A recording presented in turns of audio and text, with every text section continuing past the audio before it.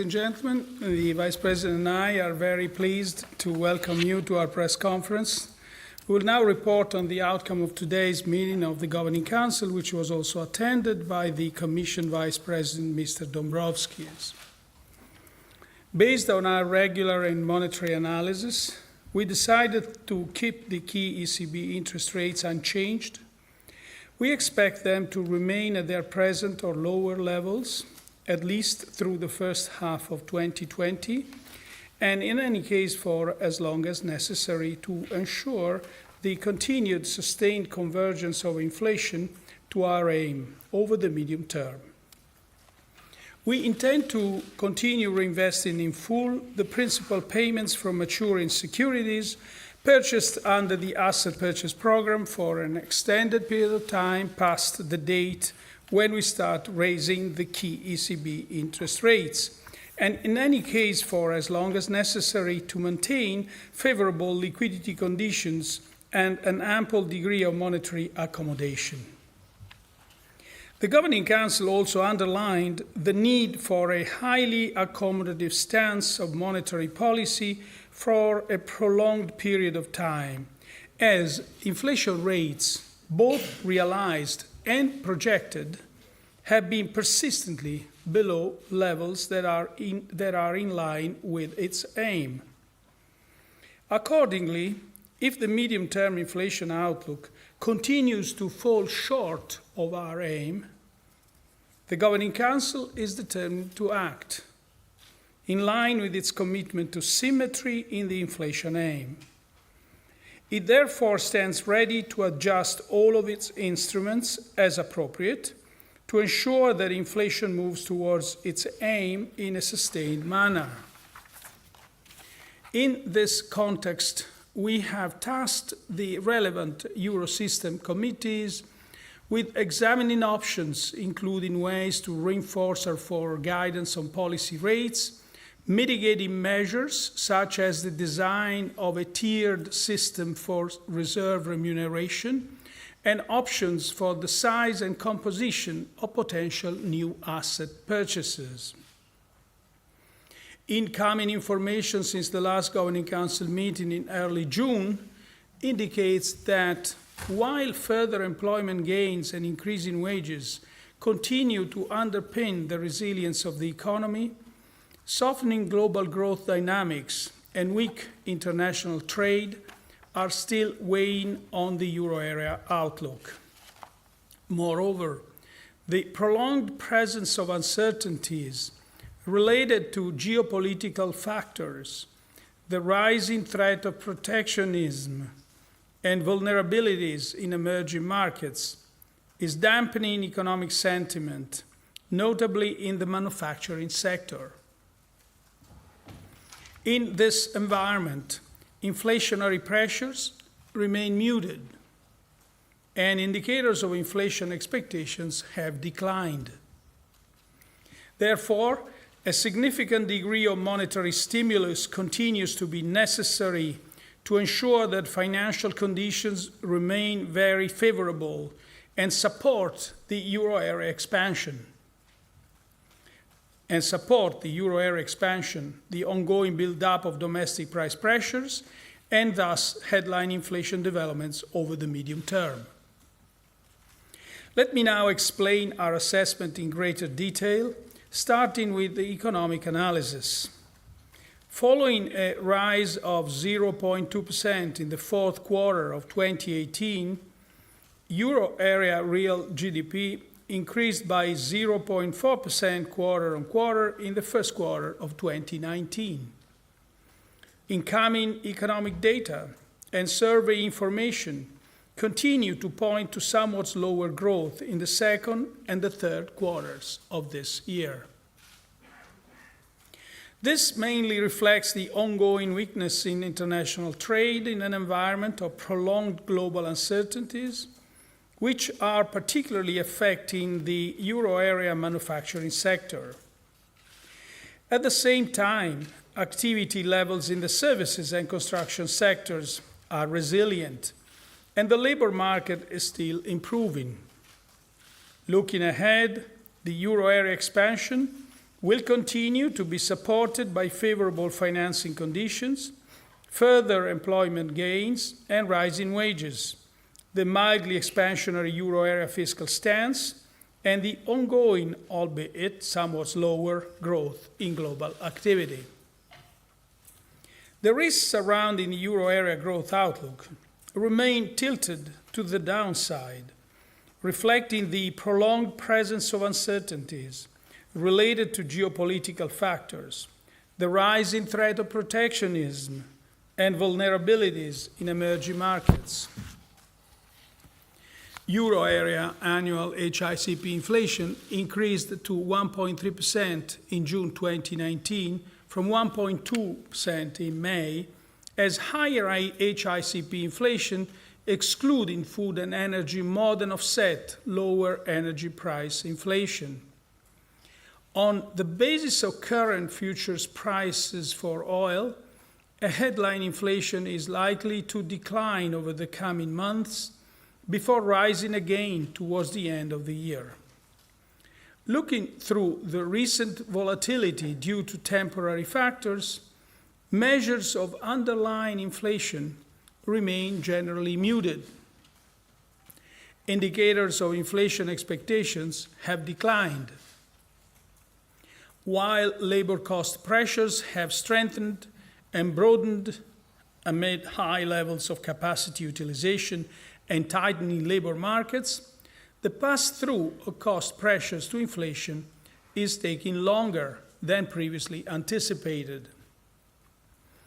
Over the medium term, underlying inflation is expected to increase, supported by our monetary policy measures, the ongoing economic expansion, and stronger wage growth. Turning to the monetary analysis, broad money M3 growth stood at 4.5% in June 2019 after 4.8% in May. Sustained rates of broad money growth reflect ongoing bank credit creation for the private sector and low opportunity costs of holding M3. The narrow monetary aggregate M1 continues to be the main contributor to broad money growth on the components side. The annual growth rate of loans to non-financial corporations remained unchanged at 3.8% in June 2019.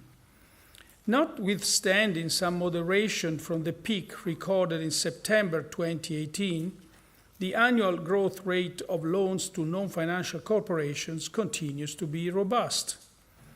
The annual growth rate of loans to households also remained unchanged at 3.3% in June, continuing its gradual improvement. Overall, loan growth is still benefiting from historically low bank lending rates.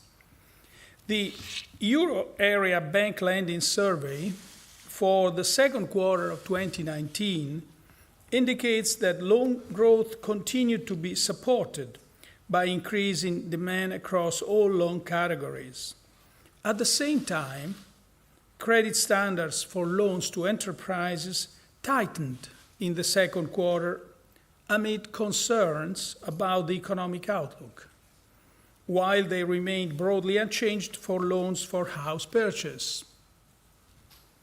Our monetary policy measures, including the forthcoming new series of targeted longer-term refinancing operations, so-called TLTRO III, will help to safeguard favorable bank lending conditions and will continue to support access to financing, in particular for small and medium-sized enterprises.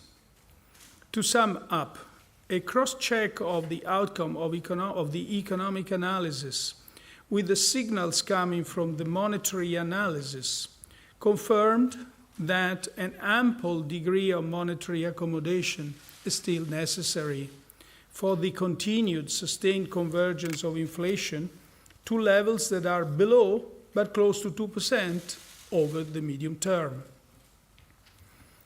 In order to reap the full benefits from our monetary policy measures, other policy areas must contribute contribute more decisively to raising the longer-term growth potential and reducing vulnerabilities. The implementation of structural reforms in euro area countries need to be substantially stepped up to boost euro area productivity and growth potential, reduce structural unemployment, and increase resilience. The 2019 country-specific recommendations should serve as the relevant signpost. Regarding fiscal policies, the mildly expansionary euro area fiscal stance is providing support to economic activity.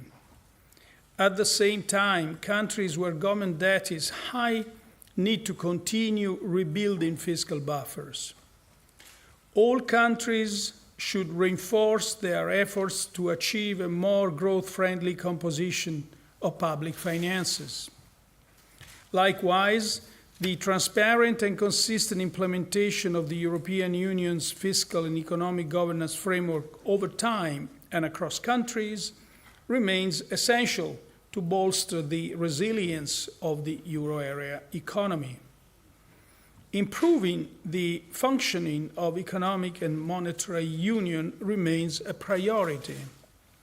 The Governing Council welcomes the ongoing work and urges further specific and decisive steps to complete the banking union and the capital markets union.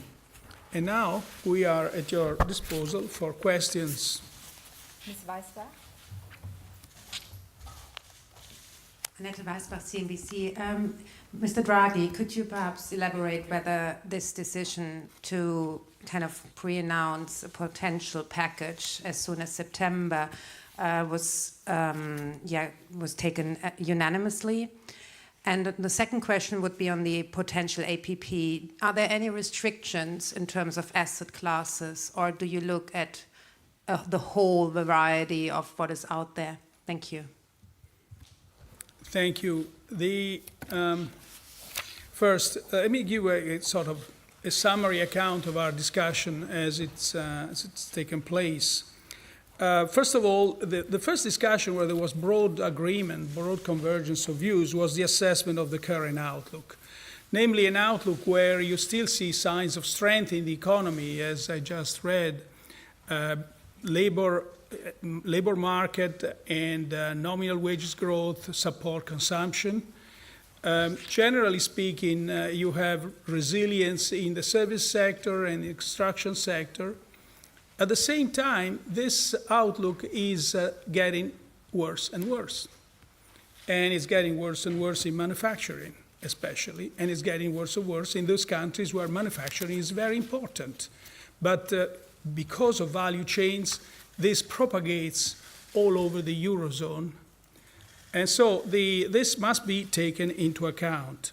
And the reasons were basically found to be in the general uncertainty that's now been with us for several months, actually more than a year, and which relates, as I said many times, to trade wars, to geopolitical tensions, to now also the possibility of a hard Brexit.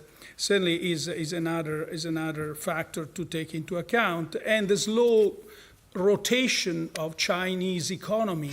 All these factors and probably others are affecting the present outlook and weakening it. So that's the situation. Our projections, last projections, were in a sense suggesting that we might have had a rebound in the second part of the year.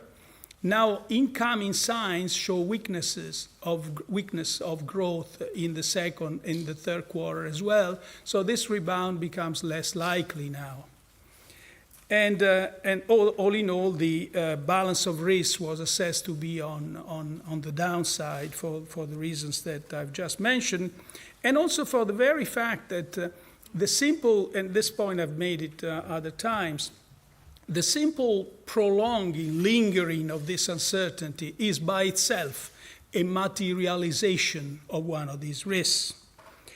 And on the inflation side, we saw inflation which is below our aim, and we see projected inflation that says that convergence is further out in time. Though, as I've said on another occasion, the informational content of market-based inflation expectations has to be assessed, taking into account certain technical conditions of these markets. However, also the SPF, the Survey of Professional Forecasts, inflation expectations also gone down. So that's what led the Governing Council to these proposals, to the various proposals. And if I can go through them again. First of all, the introduction of the easing bias through the introduction of the word lower, and at least through the first half of 2020, and in any case for as long as necessary to ensure the continued sustained convergence of inflation to our aim over the medium term. So again, you will see in the set of proposals all over a consistent degree of optionality, very much in the same way we've done on other occasions. We intend to continue reinvesting in full the principal payments from maturing securities purchased under the asset purchase program for an extended period of time past the date when we start raising the key ECB interest rates, and in any case for as long as necessary to maintain favorable liquidity conditions and ample degree of monetary accommodation. Then we move to this point where, besides underlining the need for a highly accommodative stance on monetary policy for a prolonged period of time, and the acknowledgement that inflation rates, both realized and projected, have been persistently below levels that are in line with our aim. This, again, is new to our language. And then it says, accordingly, if the medium term, this is the trigger for our action, which basically reflects very much what I had said in Sintra. Accordingly, if the medium-term inflation outlook continues to fall short of our aim, the Governing Council is determined to act. And that's the third point, determination to act.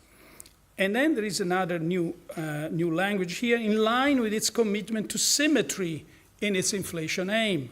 So that's another part of the language here that's new.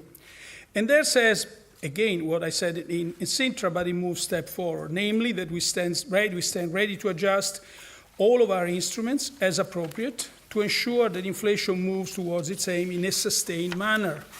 And then we say, again, another piece of another new part is that we've tasked the relevant Eurosystem committees. So we not only affirm our determination, but we move a step forward.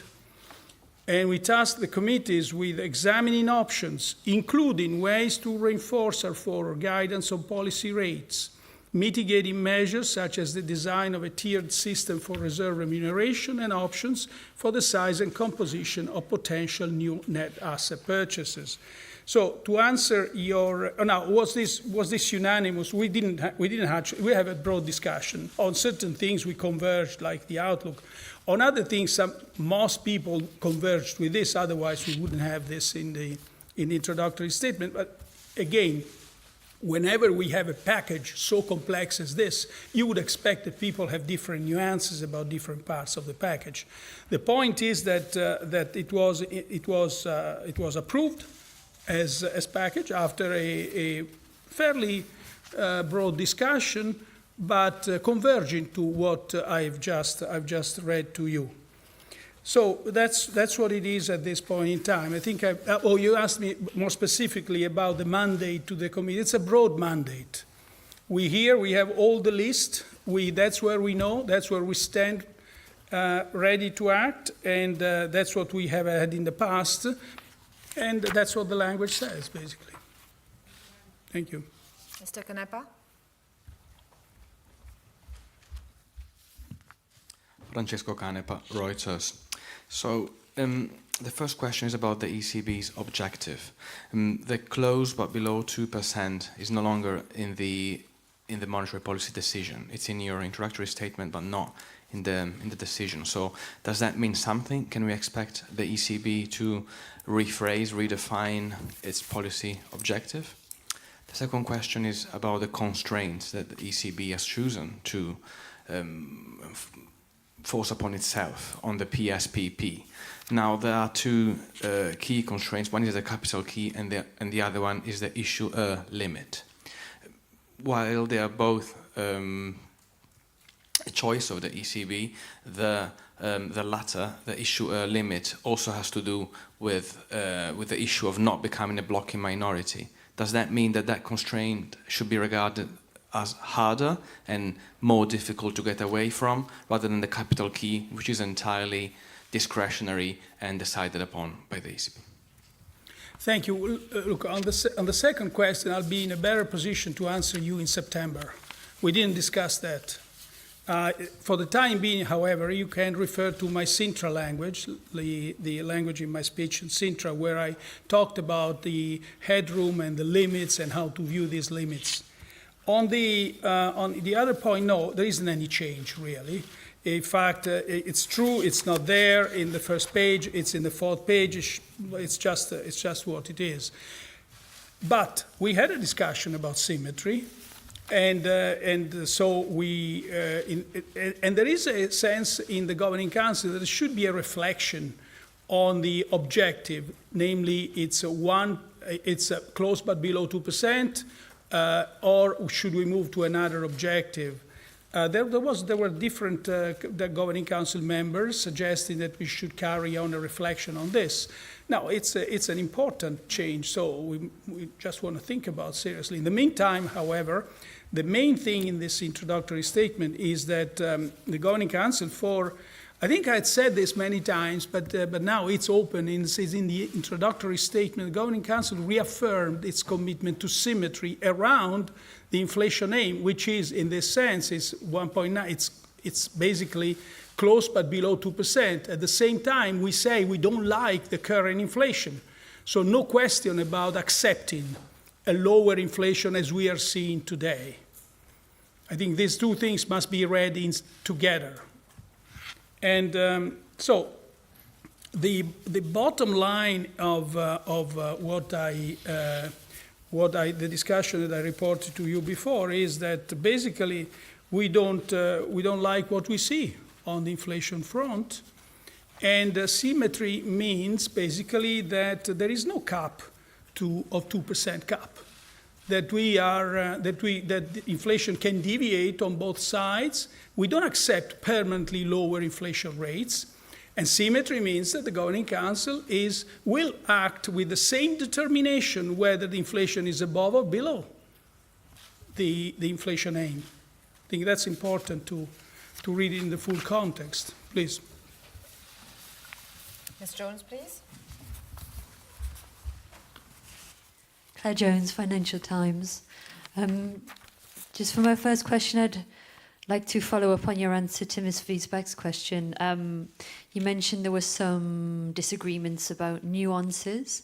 Would it be maybe possible to detail them a little bit more, whether there was any debate on any size of any package or any scale or timing of a rate cut that most people now suspect will happen in September? For my second question, we've seen quite a lot of bad data this week, notably on German manufacturing and German companies more broadly, I think, in the IFO today. That led to some expectations of action as soon as today.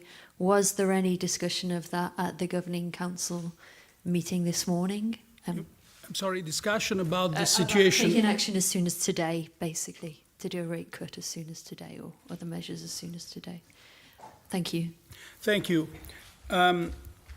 Now, nuances were mostly, or if not only, about what to do, whether we should have a package, what to do first amongst this list of instruments. There was no doubts. Well, you know that some council members have doubts about the two-tier system, so we had that as well. But now the statement says that if we are to lower interest rates, that will come with mitigating measures. And that is quite now that's quite clear. So nuances were of that sort of nature. There was no absolute exclusion of any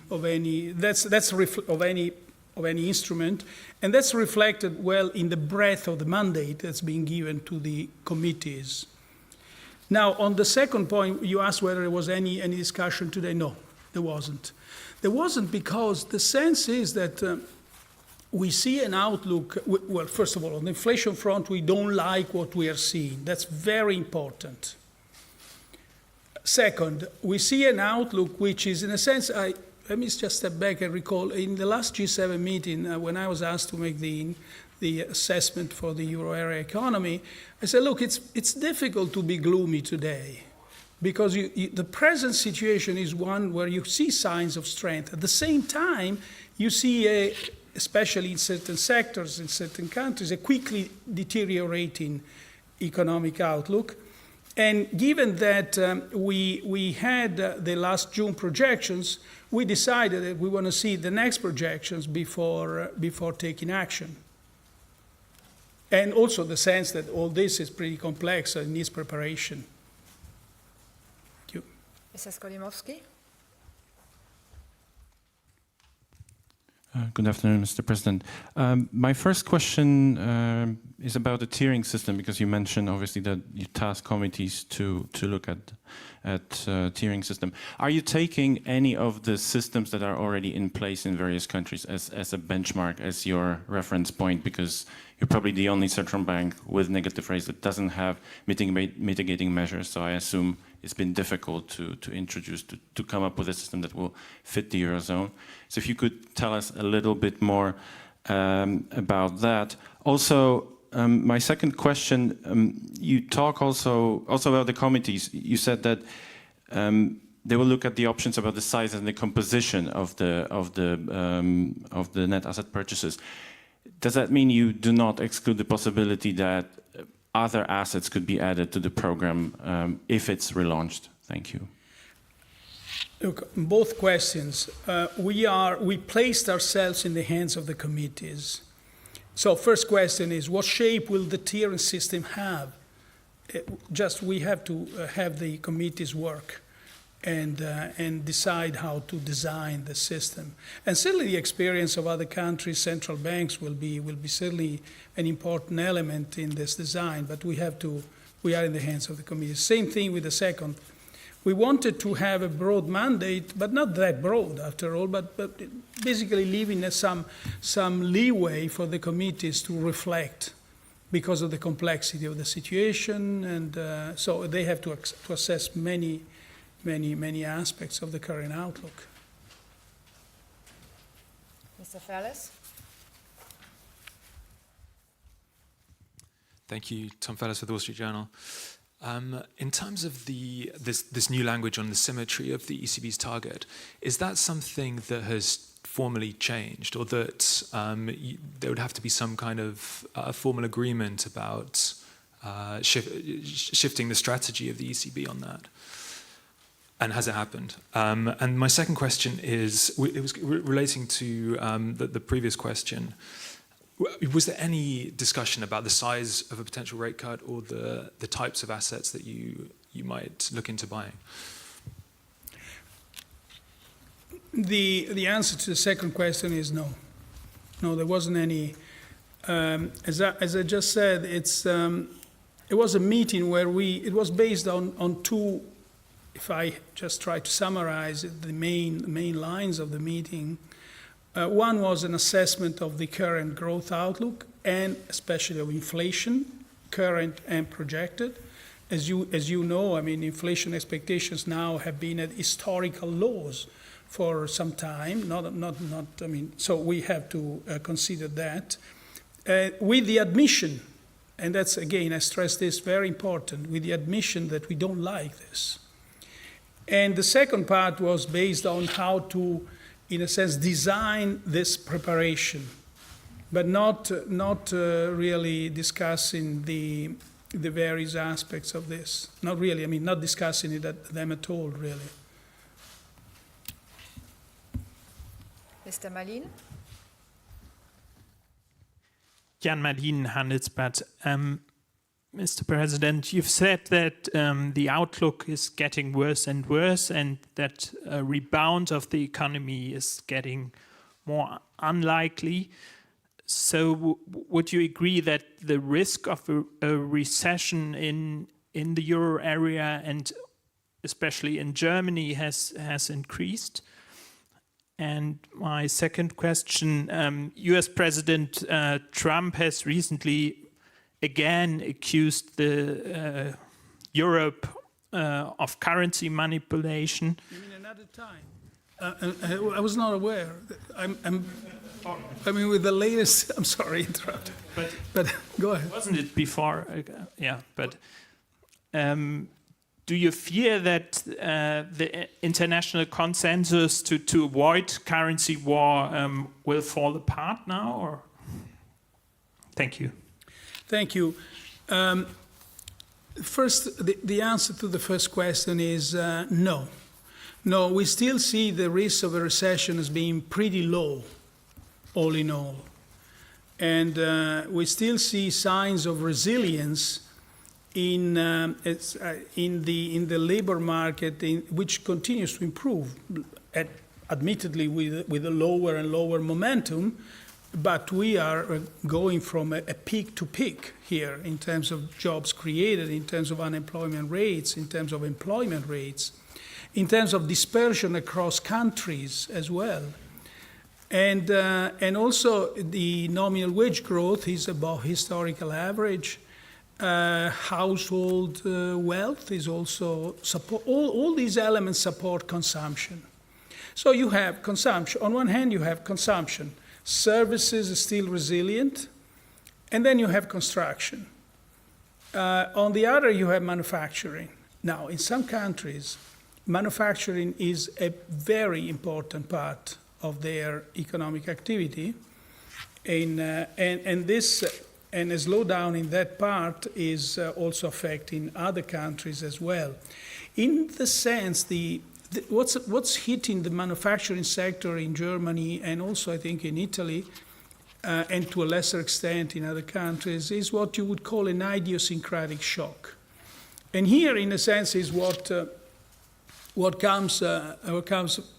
becomes really very important, and that is fiscal policy. We said that here, I've just read that a mildly expansionary fiscal policy is supporting activity in the Eurozone area. But if there were to be a significant worsening in the Eurozone economy, it's unquestionable that fiscal policy, a significant fiscal policy, mostly in some countries, but also at Euro area level, becomes of the essence. And again, this was a point I made in Sintra, but I start making this point way back in 2014 in a Jackson Hole speech. Monetary policy has done a lot to support the Euro area and continues, as you can see today, to do a lot. But if we continue with this deteriorating outlook, fiscal policy will become of the essence. I'm sorry, you had a second. You're right. You had a second question. Now, I can restate what I said in Sintra. We don't target rates. Our mandate is price stability, and we have an international consensus about avoiding competitive devaluations, and we stick with that international consensus, which has been, by the way, a pillar of our multilateral construction. So there have been these various observations, and we simply restate our mandate on this. Thank you. Ms. Bufacchi? Isabella Bufacchi, Sole 24 Ore. Mr. President, I have two questions, still again on the package. And one is, given that mitigating measures are now to be looked into, does it mean that we have reached the reversal rate for the euro area, or are we getting close to it? And if it is not at the euro area level, are there some states or some banks that are closer to a reversal rate? And then another question is on the order of the instruments in the package. I've also seen that in the accounts. Is it random, alphabetical order, or can we look into first rates and then QE? Thank you. Thank you. Legitimate questions, both of them. I mean, the second one, the answer to the second one, no, it isn't any order. And it's deliberately so. Because, and even whenever I said that all instruments are on the table, I myself have been very careful about not saying what we'd like more, what should come first, whether they should come together, or whatever. It's just that we are not yet at that stage. The other question is about, are we reached the reversal? No. We see no sign of that. The point to be made is that on the last occasion when we extended our forward guidance, last June, not mistaken, analysis would show that at that level of interest rates, or this level of interest rates, and for that period of time of the forward guidance, the consequences on the profitability of the banking system were not significantly negative or negative at all. In other words, there was no evidence that this would have any significant impact on that. So now we have to see if the further negative rates, or even possibly, what we're not talking about now, about this, a different calendar, would affect banks' profitability. That's what basically, so, but we are not at the reversal rate as it was. Certainly that is a danger for protract the negative rates for a long period of time. But basically the sense is that we have to consider them now. Mr. McHugh? Dave McHugh, Associated Press. If 4 years of QE and 2.6 trillion didn't do the trick and achieve the goal, how would more QE help, and what would be different?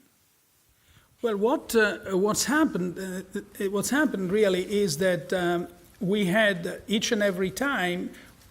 First of all, it didn't do the trick. It did the trick because it raised inflation from where it was in 2014 on up. Now, at the same time, we had the materialization of a variety of risks. So what monetary policy has done is really counteracted the influence, the effect that this materialization of various risks might have had on economic activity and inflation. By the way, on the economic activity, you can fully say it really made the trick, in the sense that we moved from a massive unemployment to a condition that most people would define, certainly in certain countries, of full employment.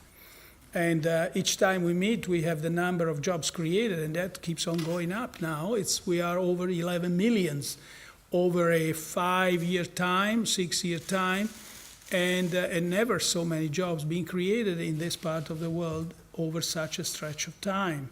So we lay out the conditions for the for the cost pressures to be passed into price pressures.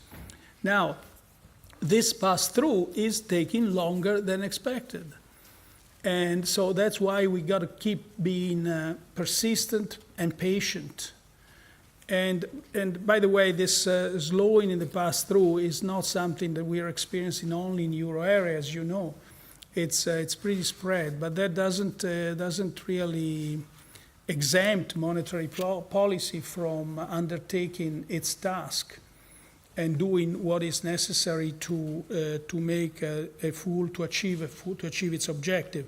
And again, if I can repeat, here is fiscal policy, which will be soon called into action. Thank you. Mr. Stumpf? Hi.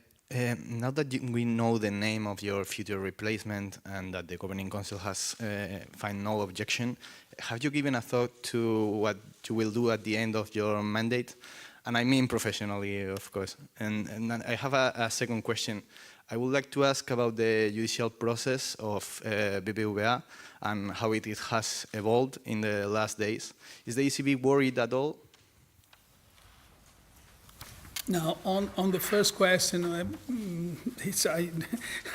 I haven't come to a determination of what I will be doing in the future. But let me say one thing about my successor. I think she'll be an outstanding president of the ECB.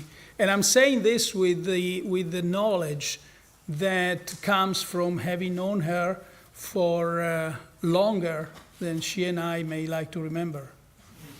So that is, and also, I mean, if you think the way decision making is being actually done in the IMF, it's collegial.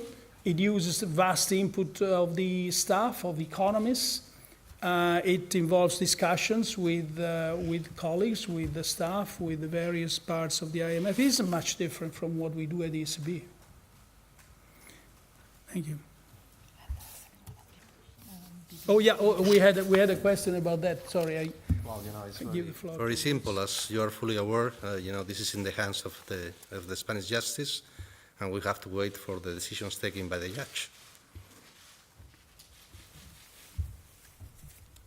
Mr. Conti?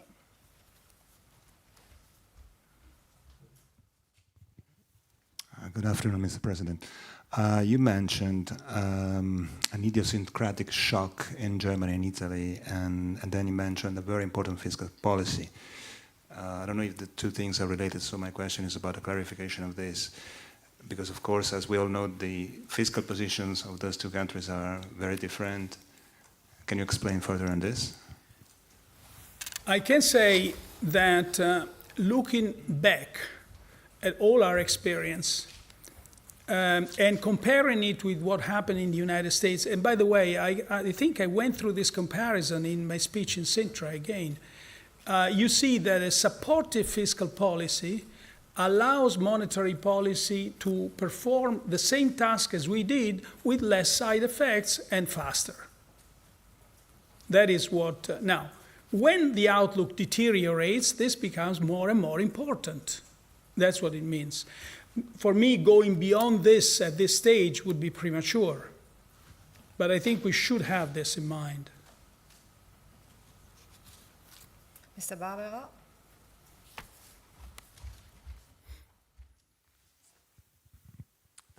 Alessandro Barbera, La Stampa. Mr. Draghi, I'm connecting to the question to my colleague Conti.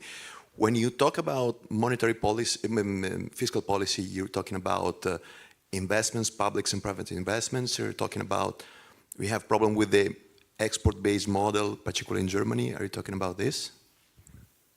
No, not. I mean, I haven't reached that degree of specificity. I think fiscal policy was important, is important, will be even more important if the economic situation deteriorates everywhere. And I think fiscal policy should be pursued maintaining credibility on the markets, because if you expand and interest rates go up, then of course you frustrate the main aim of fiscal policy. So this, but the main thing is that the main thing is what I said already. It's really important, and each country has its own agenda on what is the best fiscal policy to be activated against idiosyncratic shocks.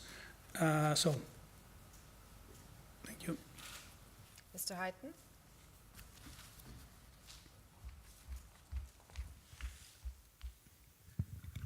Thank you, Luke Huyton, Market News. Mr. Draghi, in the last couple of weeks, members of both the Executive Board and the Governing Council have given speeches that appeared to call into question the relevance of market-based inflation expectations to the monetary policy making decision process. Today's announcements, however, might appear to lend some support to those same market-based expectations, and I wondered if you could say a few words about that.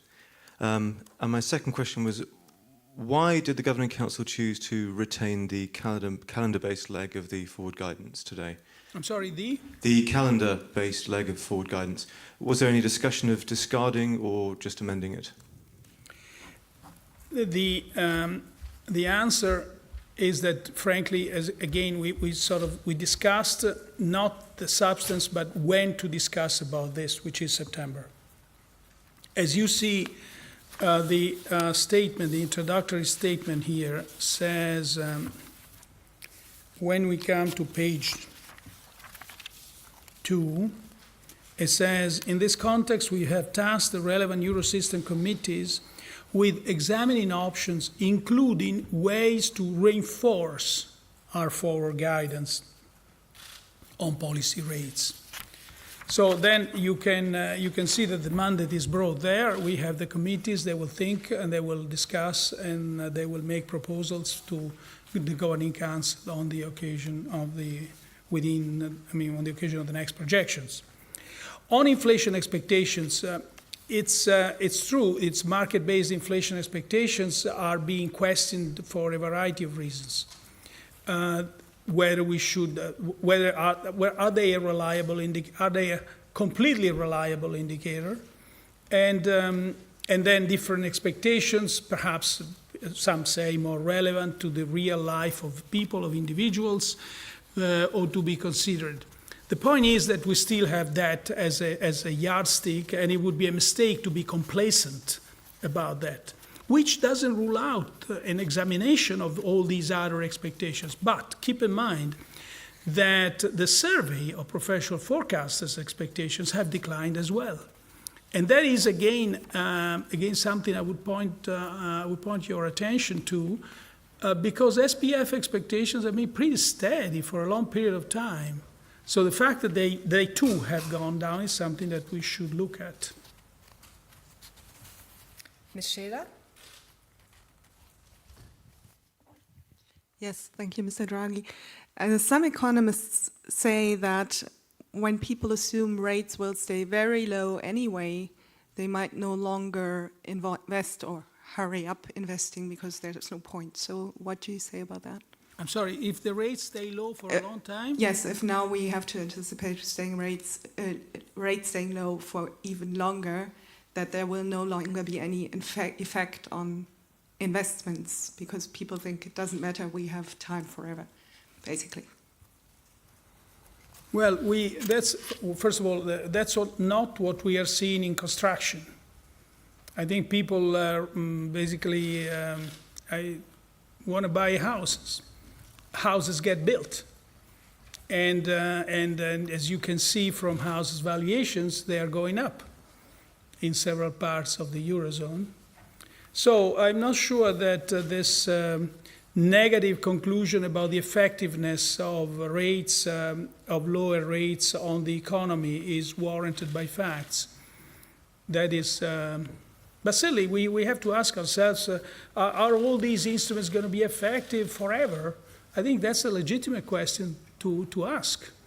And we believe they are, and are there decreasing returns? Maybe they are as well. But would that exempt monetary policy from making what is necessary or what we believe necessary based on the current information? The answer is no. Mr. Di Vittorio? Le Fonti, like my colleague on fiscal policy.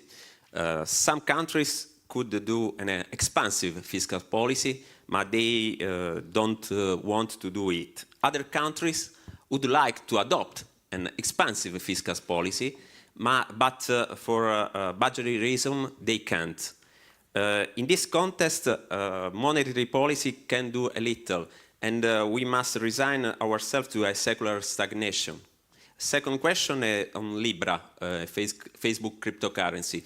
Did Libra alarm the institution because it had a collateral and the central bank must do an expansive monetary policy? Thank you. Thank you. Now, on Libra, we didn't discuss that in this meeting of the Governing Council, but we did discuss this quite extensively in the G7. So the bottom line of this discussion is that there is interest, of course, by the G7 governments, and I believe by all the governments in the world for this development. But there was pretty unanimous view that there are concerns as well as interest, and we get better first, and they better first address the concerns.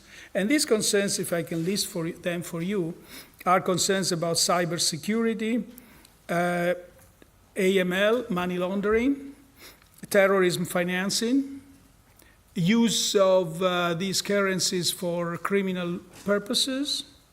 All this is linked also to the anonymity. How would this work? At the same time, concerns about privacy.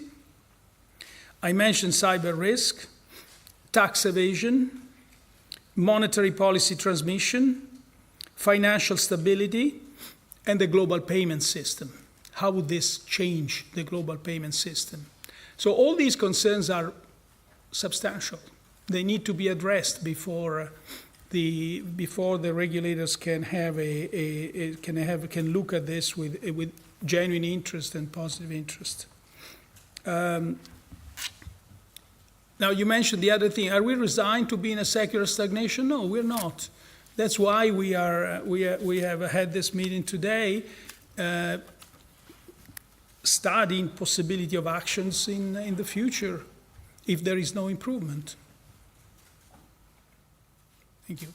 Mr. Ewing? Jack Ewing, New York Times.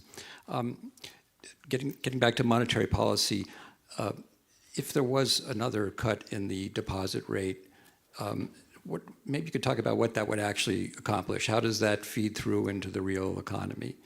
And then the second question on these committees, I'm not sure I totally understand. They have a broad mandate. Does that mean they're supposed to stay within the tools that have already been used, or are they authorized to look at monetary policy tools that have perhaps not been used so far? And if so, what might those be? Yeah. Thank you.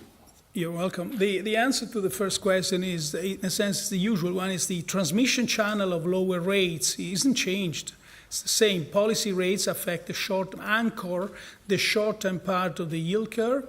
Asset purchases basically affect the longer-term part of the yield curve. Both are relevant for investment, and so that is one answer.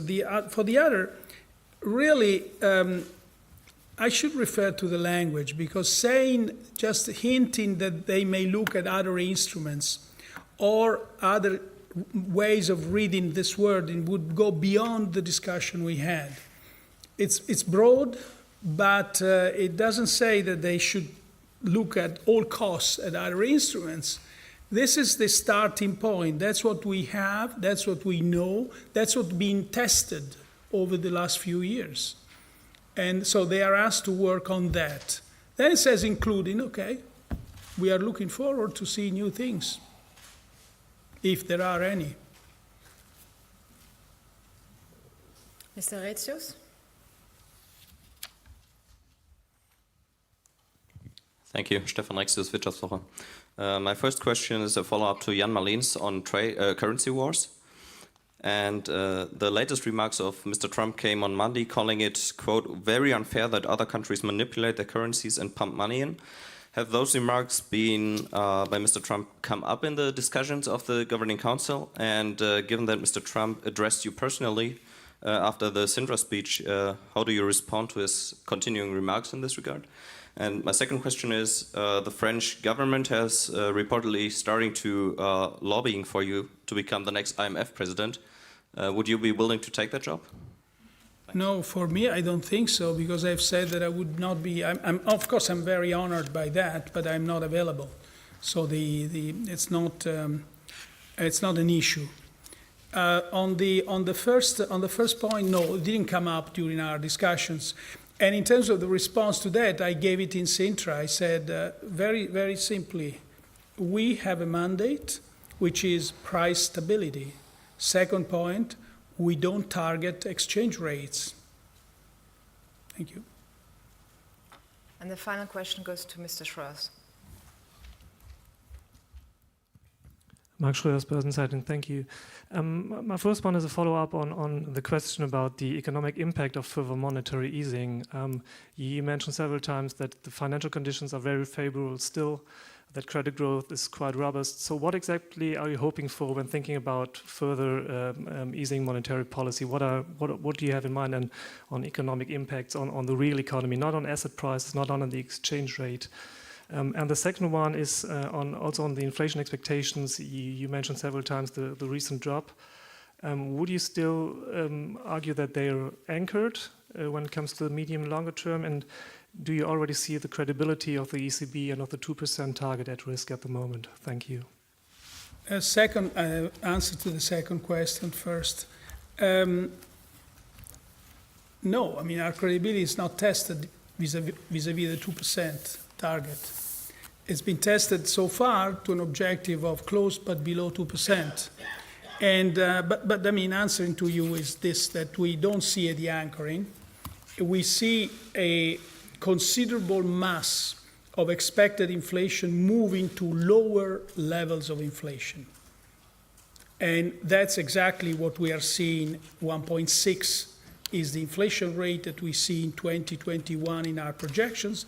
And that's what the Governing Council said today in the introductory statement. We don't like it. And therefore, we are determined to act. And that's why the introduction of the word symmetry as to assert in the clearest way such determination to act. So that's the answer to your second question. On the first question, as I said before, the transmission channel is the same as before, and we do expect that all this will affect both directly inflation expectations and indirectly through the support of economic activity. So we avoid a continuous deterioration of the outlook, or even, you see, at this point, it's not clear yet whether it's going to be what's been called a sag, namely a very protracted period of time at lower growth, but how much lower is this growth going to be? And how long is this period going to be? And we want to make everything that's possible to avoid that monetary policy might be an hindrance. In other words, a highly accommodative monetary policy is there to stay for a long period of time. Thank you.